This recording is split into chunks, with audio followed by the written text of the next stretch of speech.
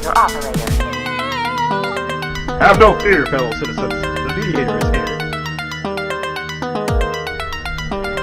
Good morning and many blessings this holiday season. Welcome to this week's edition of The Mediator with me, your host, Brian West, here to give you the top 8 headlines and developing news stories that made it this week. Now, as usual, I give you the top 8 local headlines and developing news stories that made it first, followed by a movie clip, a skit, a trailer, or something that's going on in the community, or maybe some pictures. And then I'll give you the top 8 international headlines and developing news stories that made it, folks. So let's waste no time. It's Jingle Jolly time. Let's get to it. Story number 1, bad news for Trumbull County's new their theater atmosphere. A report out of Trumbull County has made it in the headlines. Now, a report published by Andy Gray on November 19th says that officials have dismissed a man from his community theater duties following allegations of inappropriate conduct with some minors. Now, the details in the report could turn some heads. Ohio has a lot of freaky things going on with adults and minors, if you haven't been keeping an eye on things. Now, adult freakiness is allowed. There's a lot of that going on, but adult and minor freakiness is a federal freaky offense. That's why story number 1 made it this week. Watch what you do with your freaky minors. Big head. Story number 2. Freaks come out online. The freaks come out online. The freaks come out. Freaks come out online. Freaks come out online. Uh-oh. Get it. Story number 2. Another issue downtown with Federal Street, Youngstown, downtown. According to multiple local reports, it appears that the Federal Street project in downtown Youngstown missed their due date. Now, one report published November 19th by the Vindicator even says that more work is needed. According to Charles Sasho,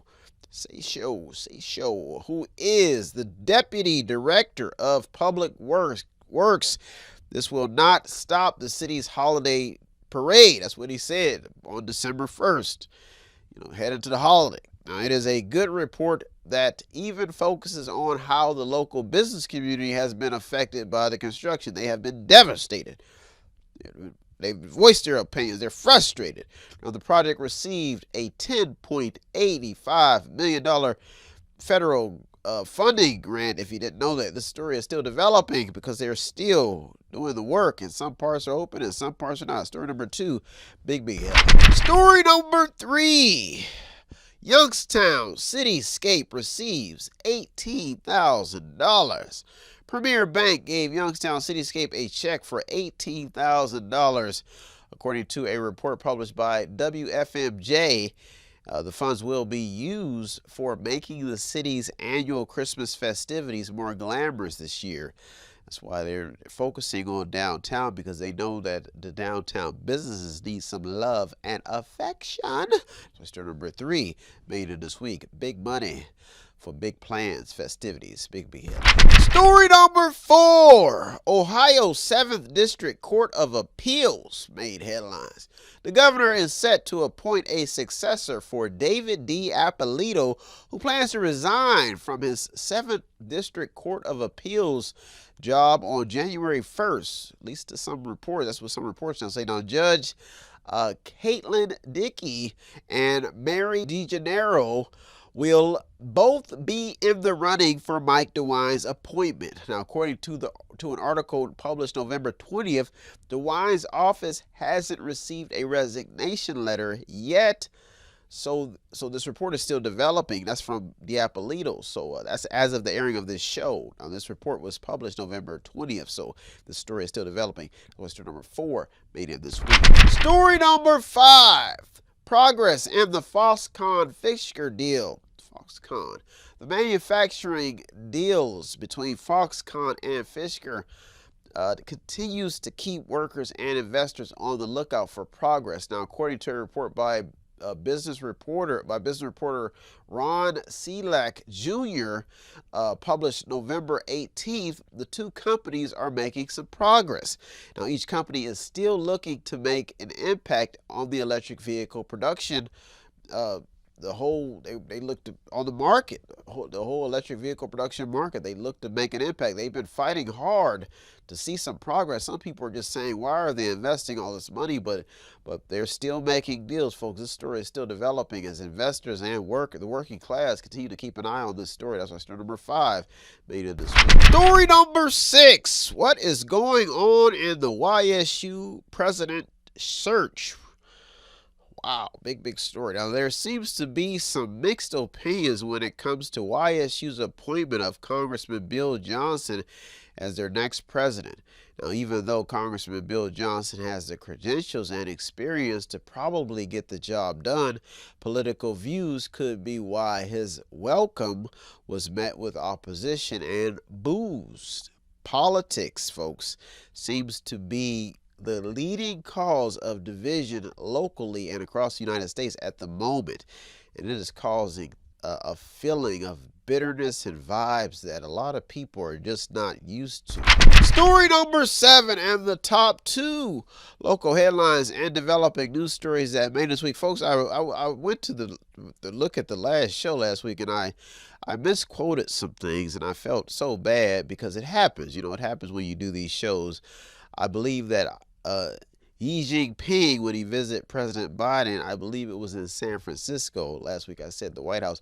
And I also believe that it was, I think I said 1.9 million when it was 1.9 trillion in federal aid that has been given to the United States, when it's somewhere around that number, but it was in the trillions, not the millions.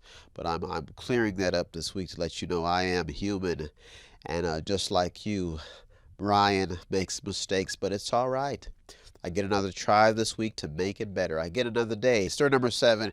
Youngstown mayor remains optimistic. Tito is the mayor of second chances. In Youngstown, Mayor Jamel Tito Brown's in his State of the City address, he seemed very optimistic about where the city is headed. He's just full of cheers and love in his fancy suits and his nice Hebrew beard. The jolly old Democrat. Now, this is even as the city faces a number of challenges that will probably linger on after his term as mayor is even over. So even if he's here or not, the city still may have some problems. Now, the city has to overcome unemployment, gun violence, infant mortality, food insecurity, and an aging infrastructure. This is all while the country is struggling to plant its feet firmly in uncertain times. Now, one report cites the 82,775,370 million, all that money.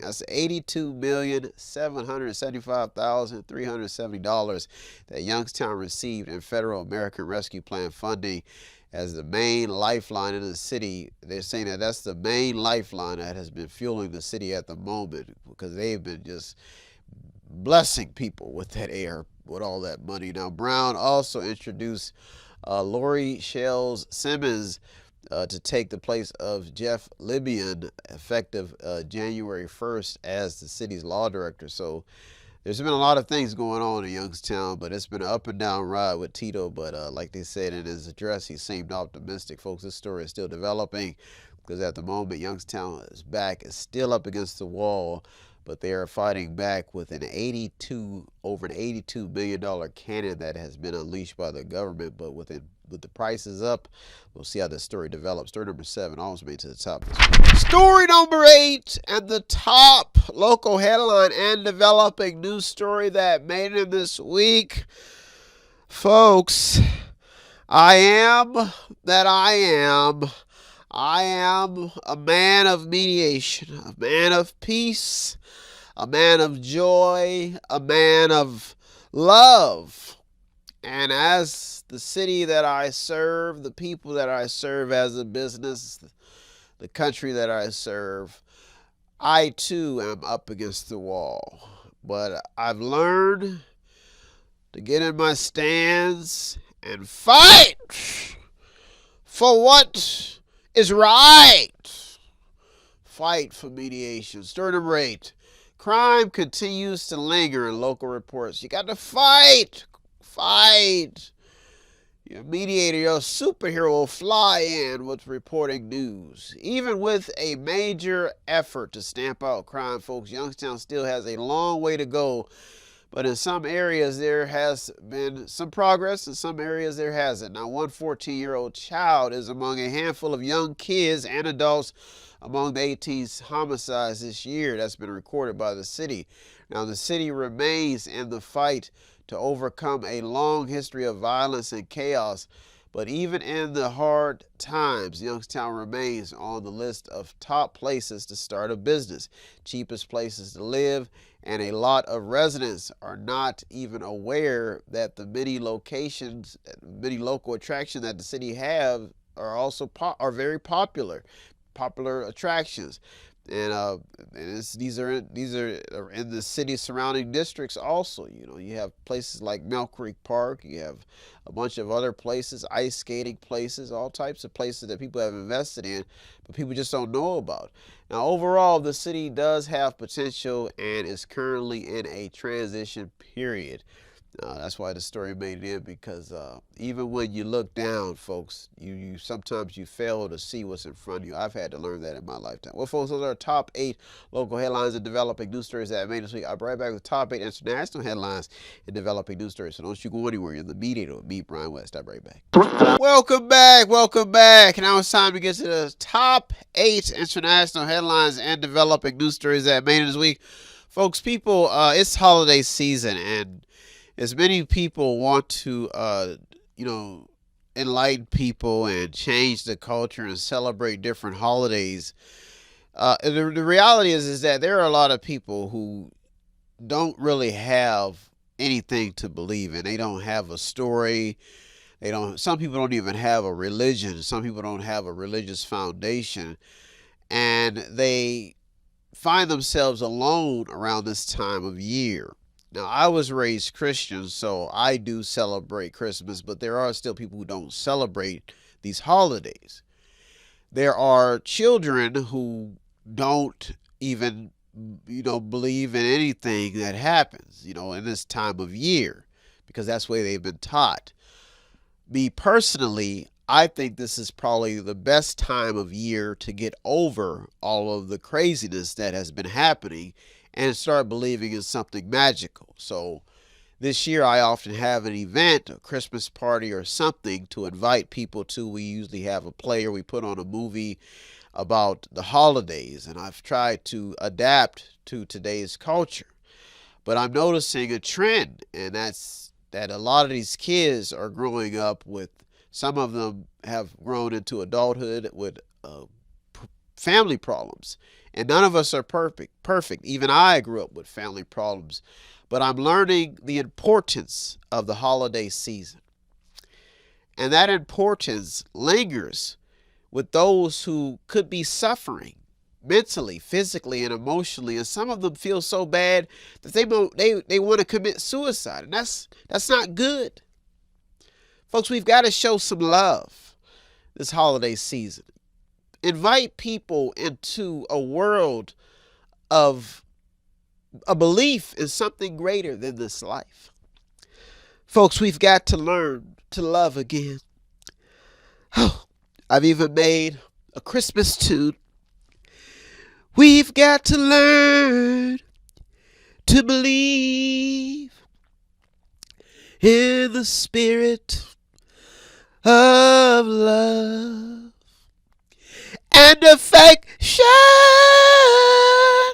Hit it with the falsetto, Brian. Fox affection.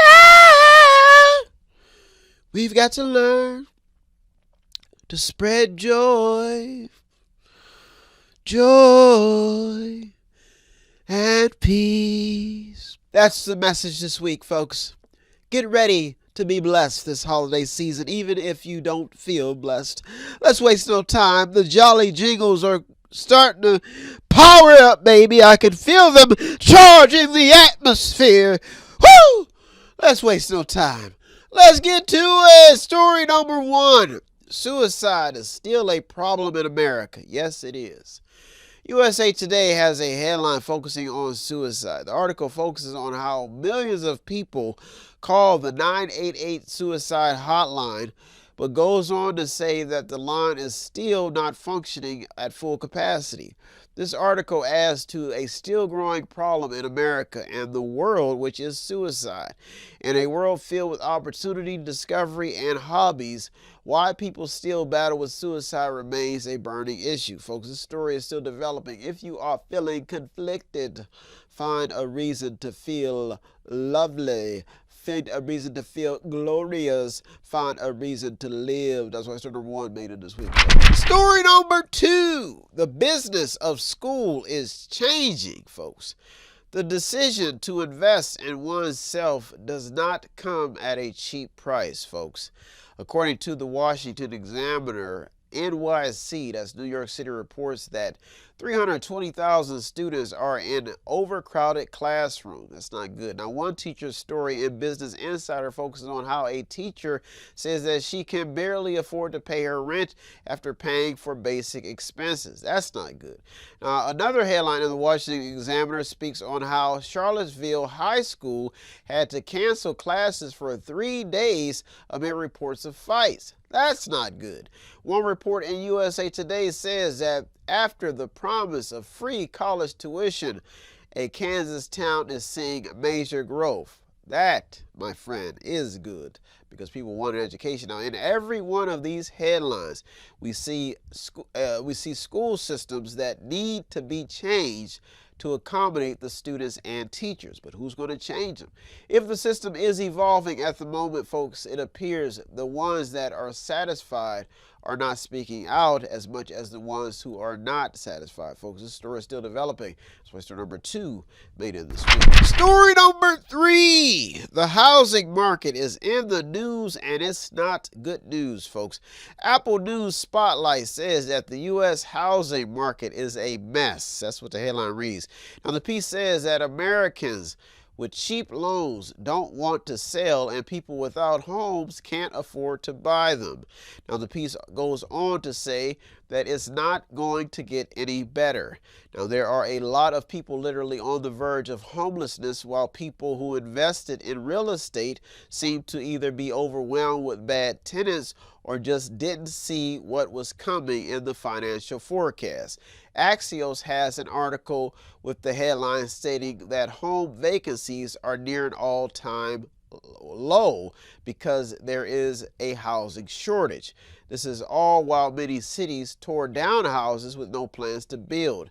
This is also while a lot of landlords were getting abused by their tenants with the intent never to see those tenants or any other tenant again, but to sell. Folks, this story is still developing in a market that is eager for good tenants and responsible people to take care of houses that people just don't have, just really want to make a profit off of or keep up. That's why story number 3 made it this week. And some of them don't want to sell, but some of them do. Big head. Story number 4. The job market is really strange right now. Vox has an article headline, "Wages are rising. Jobs are plentiful. Nobody's happy." The piece goes on by speaking on how things are actually pretty good for people looking for work, but everyone's attitude at the moment just stinks. Now, the article mentions a few major economic data talking points while also showing levers that were pulled to keep the economy afloat. To sum it all up, the article's main focus is the reality that the spirit to work and work some more has been hindered with bad attitudes. Folks, this story is still developing. Well, folks, those are our top 4 international headlines in developing news stories that made this week. I'll be right back with the top 4, so don't you go anywhere. You're the Mediator with me, Brian West. I'll be right back. Welcome back. Now it's time to get to the top 4 international headlines and developing news stories that made this week. Folks, it is holiday time, Christmas time, other holidays, Kwanzaa, Hanukkah, and all that special stuff that comes along with it. But it's also a time to understand why God made us to be loved, to not be lonely. Because if you ever watch kids, if you treat one kid better than the other, there's a good chance that that other kid will get jealous of the other kid. It never turns out pretty. So this holiday season, adults are the same way, If mommy feels love from one kid and doesn't feel love from daddy, it can get nasty. And if daddy can't pay the bills and Jerry Joe next door can, mommy might fall in love with Jerry Joe, and that can get nasty. If the mediator is working twice as hard as somebody else, and there's somebody that's tuning in to somebody else's channel while mediator is showing love, I could get upset. I could feel left out, deprived, conflicted. That's why I always try to hug my mama. Because my mama, she gets upset. She gets devastated sometimes, and I have to encourage her. I've grown to learn to encourage people around the holiday season. Even my sisters. When we were kids, we would get upset with each other because sometimes one person would get more gifts than the other. But as I grew older, I knew I had to sacrifice, folks. So this holiday, think about others. Think about the sacrifices that you have to make to make other people's lives better sometimes. I'm not even gonna lie, sometimes I get frustrated because I've had to sacrifice a lot in my life to try to make other people's lives better, but that's the way God made me. So I hope I pass that on to other people this holiday season. It will take sacrifice to keep the ball rolling. Let's waste no time, folks. Let's get to it. Story number 5. Yes. How bad did COVID hurt the American pocketbook? It did. According to MoneyWise, 80% of American households are worse off than they were before COVID-19. This is after $1.9 trillion in aid money was released to help Americans battle the financial storm. Debt is the main talking point in this story, and retirement savings in the article cites how big even box stores, the big box stores, how they've been getting away with overcharging their customers. So that's what's also cited in the article. Now, the article is all in on financial health. That's what it's all about. It's trying to teach people about financial health in these hard times. And the fact is that a lot of Americans and nonprofits, especially nonprofits, are facing the reality that when people are drowning, the ones who can swim are having little to no choice but to save the lives of those who are drowning. Some of them never make it, folks. The story is still developing. It's very sad, but we're moving on, and people are still trying to save. A lot of people are drowning. That's why story number 5 made it this week. Big. Story number 6. Voting is important, and it's becoming a hot topic again. Voting rights are still on the minds of a lot of Americans these days, folks. This is after the Federal Appeals Court has struck down a key path for enforcing the Voting Rights Act. Now, according to the article, the new ruling in an Arkansas redistricting lawsuit may set up the next U.S. Supreme Court fight that could further limit the reach of the Voting Rights Act. Act's protections for what the article calls people of color. Still using that term. Now, this report seems to be the driving force of two arguments taking place, with one side arguing against the uniformed voter, the uninformed voter, and the other side arguing against race. How do you win? Now, this report has the NAACP's hands all over it. It has them very active due to the history of the nation's voting laws. Now, the details in this report they all lead down a road that dates back to a time that many hardworking Americans just don't want to go back to. But the piece stirs up the reality pot that gerrymandering still plays a part in the destruction of the minority vote, any vote, especially minority vote, because it's unfair, because if you're a minority, you don't have a majority vote. Now, this story is in the news for one reason, and that is to wake up the still asleep voter in all ethnicities, really. This story is still developing because some groups are walking in one direction while others are walking in another direction when it comes to voter awareness. That's why story number 6 almost made it to the top 2 this week. Big head. Story number 7 in the top 2 international headlines and developing news stories that made this week, hoping that everybody had a good Thanksgiving, a good holiday, even if they don't celebrate it, whatever holiday they do celebrate. I'm hoping you're spending it with family and friends. Get a day off. You got a day off. Story number 7. Americans are dipping into their retirement funds, especially those who have a retirement fund. Barron's has an article talking about how retirement accounts are the new emergency funds. It goes on to explain how more workers are tapping into their retirement accounts early to cope with financial stress. The source in this piece comes from third quarter data from Fidelity Investments. Now, the article goes on to mention how hardship withdrawals rose to 2.3% in the third quarter from 1.8% in the same period as last year. Now, the piece mentions inflation as a factor. The article proves that people are desperate for lifelines. This story is still developing. That's story number 7. Also made to the top this week. Big headline. Story number 8, and the top international headline and developing news story that made this week. Ooh-wee, cheer it on. I got a story. Yeah, story number 8. Americans are suffering, and they're speaking out about it. A number of reports remain in top headlines, with many Americans still living paycheck to paycheck. Fox Business has a headline stating that more Americans are working second jobs to combat higher inflation and higher prices. MoneyWise has a piece on how Suze Orman is concerned after a survey shows that 63% of Americans in the workforce don't have an emergency fund. Even those who outside the workforce don't even have funds, period.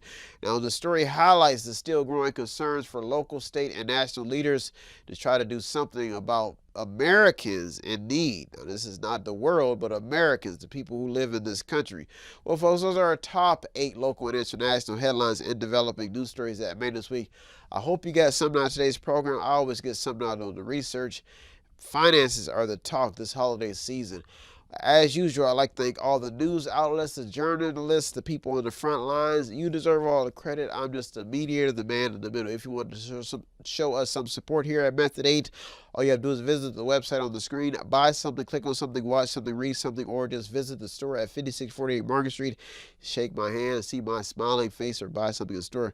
Well, folks, I am out of here. I'll be back next week looking through over 200 or more stories, Lord willing, to keep you informed, keep you on top of your game, and keep you exercising the news. I'm out here, folks. Have a good week, everybody. Thank you for tuning to the Mediator with me, Brian West. Peace. Have no fear, fellow citizens. The Mediator is here.